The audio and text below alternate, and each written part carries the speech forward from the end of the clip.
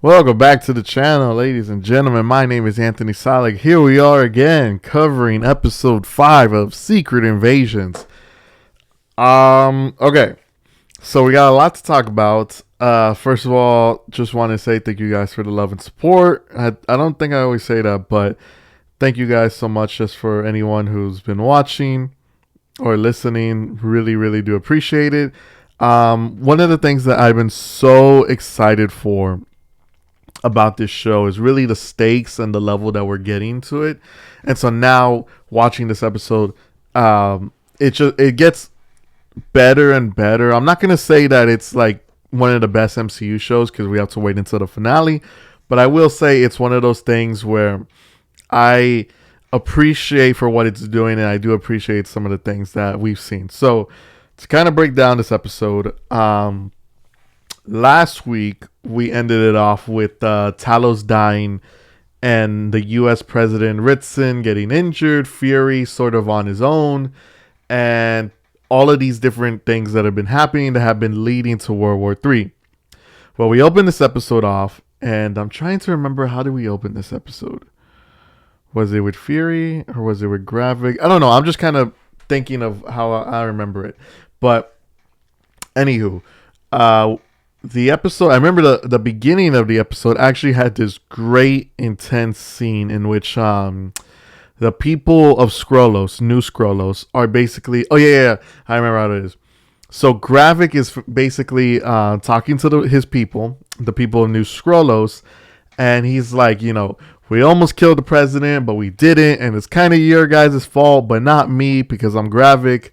And one of the soldiers ends up talking back, and when he's talking back, Gravik literally reaches his hand out. He uses his Groot's ability and kills the guy. So Gravik is not afraid to kill his own men, which is something that I think is a very interesting character part of Gravik, especially because he's honestly like no bullshit. He's really one of the better MCU villains. I mean, he's definitely in the top 50% of MCU villains, just because most MCU villains, especially with the Disney Plus shows, I feel are just always so last minute or just so dull. Like, Agatha was cool, but she really didn't get her shine until episode 8 and 9. The Flag Smashers were cool, but they had some things that were changed with them throughout the post-production. They were okay. He Who Remains for Loki was only in one episode, so it wasn't really like a full villain. It was just like, here's sort of a little tease of it. For What If, Infinite Ultron was only in the last 2 episodes, so it wasn't really that much. And I'm trying to think, Kingpin, again, he was only for like 2 episodes. And so the Disney Plus shows always struggle with the villains and sort of trying to get them on the right path. And they really always save the villains to like the final 2 episodes. But Gravik is one of the characters, in my opinion, who's just a great villain overall. I love the guy's plan for world domination and trying to make the Earth the new home for the Skrulls. What was I going to say? I think, Moon Knight, Arthur Harrold was pretty good. Miss Marvel's villains were absolute dog shit. She-Hulk was okay. And it's okay. Gravik is a great villain though. He's one of the best Disney Plus villains, and he's definitely in the top 50% of MCU villains. So he completely slaughters his own kind. After seeing that, a bunch of Skrulls end up jumping Gravik and trying to kill him. They almost do, but Gravik, due to his I don't think he uses powers, but he's just incredibly talented, so he was able to escape the jump, and he was able to fight back against the Skrulls that betrayed him. And it's, again, like, another thing, it is so goddamn dark how they're going with this show. Like, this isn't like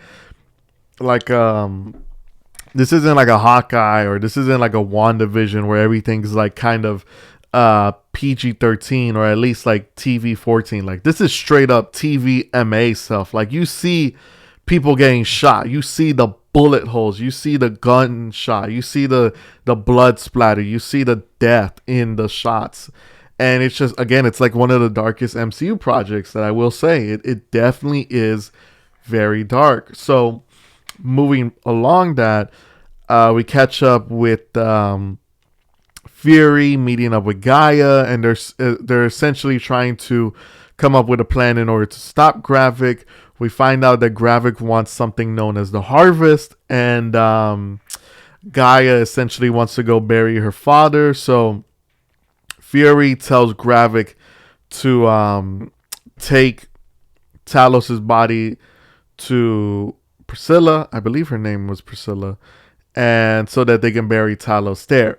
And I actually forgot. So the beginning of the episode also had Fury interacting with Skrull Rhodey about the president, because the president was injured and Fury wants to make sure that the president is okay, but he's also trying to look out for Rhodey, who we pretty much know at this point is a Skrull. I don't think Fury knows 100% that he's a Skrull, but he definitely does know that Rhodey isn't what he seems to be.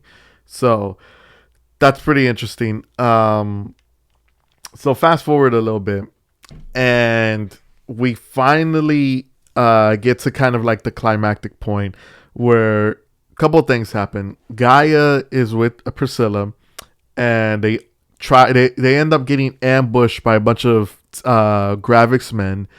They luckily fight back, and again, they're using guns. They got shotguns. They're using flashbangs. There's gunshots everywhere. It's really well done, and I do appreciate what this show really is. I really hope that we get more of these things. And actually, when I was watching this episode, like after seeing Gaia and Priscilla take out all of the soldiers, I was like, damn, they can easily do Punisher now in Disney Plus. Like easily, bro. Like when Punisher shows up in like Born Again or somewhere else, they can easily have Punisher shooting guys and blood everywhere, and they can totally do that again. No questions asked. But I just thought I'd throw that quick thought in there. So Fury ends up traveling to Finland. He ends up meeting up with Olivia Colman's character. God, what was her name? Also, she's a badass too, because I forgot, because during the episode, we see her character going to go intercept with some Skrulls, going to go meet up with some people disguising as Skrulls. She shoots someone in the foot, and then they turn into a Skrull. She shoots this one guy who is holding another woman hostage.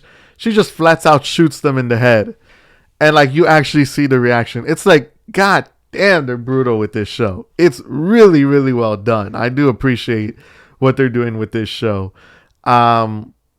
So we end the episode off, and essentially we get a scene in which Gravik calls Fury, and Gravik's like, all right, let's make a deal.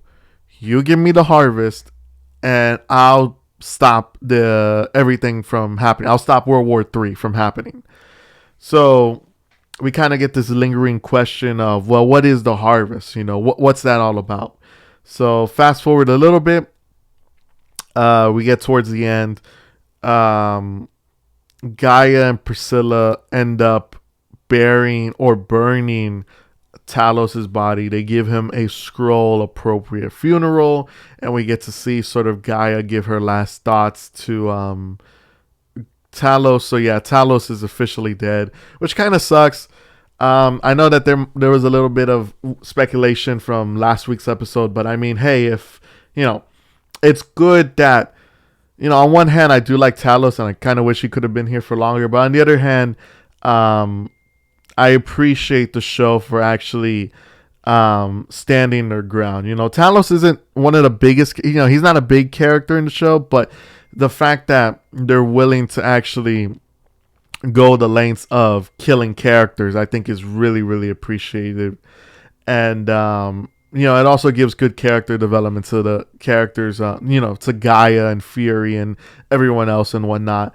So we finally get to the end, and so Gaia is on her own with Priscilla, and then Fury goes to Finland with Olivia, Olivia Colden. I forget her character's name. What was it? I I forget what her character was. But okay, so we finally get to the end. And one of the biggest things was, what's the harvest? We've been wondering, what is the harvest? Fury explains to Olivia, I don't know her name, that throughout the time of the MCU, so as long as the MCU has been around, and as long as Fury has been in charge of the Avengers, that whenever a battle happens, so the battle of New York, or the battle in Sokovia, or the battle in Wakanda, whatever happens, whenever an Avenger bleeds, what ends up happening is they try to recover their blood DNA in the aftermath. So not Fury, but maybe some agents of Shield go out and collect the blood of some of the Avengers. So, like, for example, I'll give you an example. So, like, when Iron Man bled in, like, the Avengers film, the first ever Avengers films, then it's most likely that one of the agents of Shields actually picked up his blood. Or, like, Captain America and the Winter Soldier, right? When Steve ended up bleeding, maybe Fury picked up a piece of his blood, or something like that. But whenever an Avengers bleeds, and they also say including Carol Danvers, then they extract that DNA and then they just keep it. The Fury never says what they use it for, they just keep it. And now that Gravik knows about this, what he wants to do is he wants to obtain the DNA in order to give himself Avengers abilities. Which, come to think about it, I mean, the only real Avengers abilities you can get, I mean, you can't get like you can't get like Iron Man's or Hawkeye's or Black Widow, because they don't really have powers. They have skills, and I don't think you can necessarily gain skills from taking in someone's blood. So it would probably be like a Steve Rogers, right? Like a super soldier blood, or like a Carol Danvers, right? Like you can get the abilities of Captain Marvel, or maybe like a Hulk or Thor, or I'm trying to think, maybe Scarlet Witch. So, you can get the abilities from people who have powers. That's how I'm thinking about it. So Fury ends up going to a tombstone, which is very similar to the ones that were like we've seen in the Winter Soldier and whatnot. So we get it. We get the ending. Fury ends up going to another grave. He gets an eye patch. He gets a gun. He gets his long trench coat, and he suits up as his old self again, just like the Fury that we always known. And he pretty much says, he puts on like an earpiece, and he's like, "All right, let's go." And we don't know who he's talking to.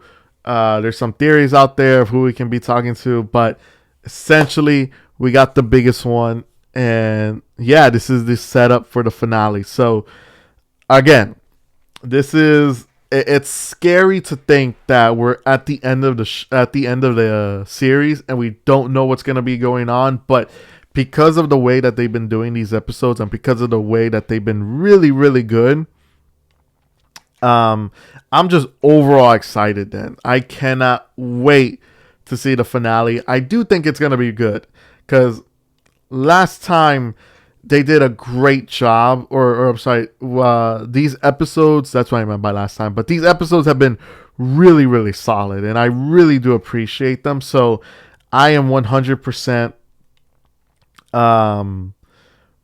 confident in the finales. I know that some of the episodes have been a little bit short, but I think that it's going to be worth it in the end. And yeah, I think that's going to cover it for this review. I don't know how long this review has been going for, but hopefully it's been long enough.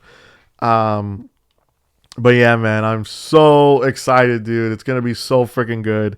We got one more episode left. I hope that they finish it off right. And it's a lot more to cover, because you have the whole thing with Gravik, and, what's going to happen between him and Fury. You have sort of the ending and how is this going to play out. We have Skrull Rhodey. What's going to happen with him. Where's the real Rhodey? Since we know that Rhodey is kind of either locked up or dead somewhere.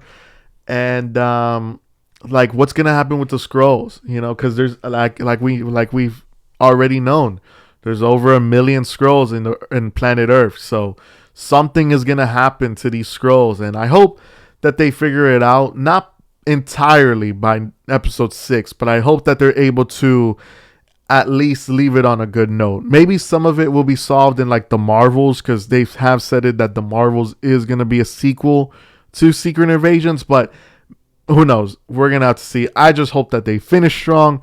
This was a great episode.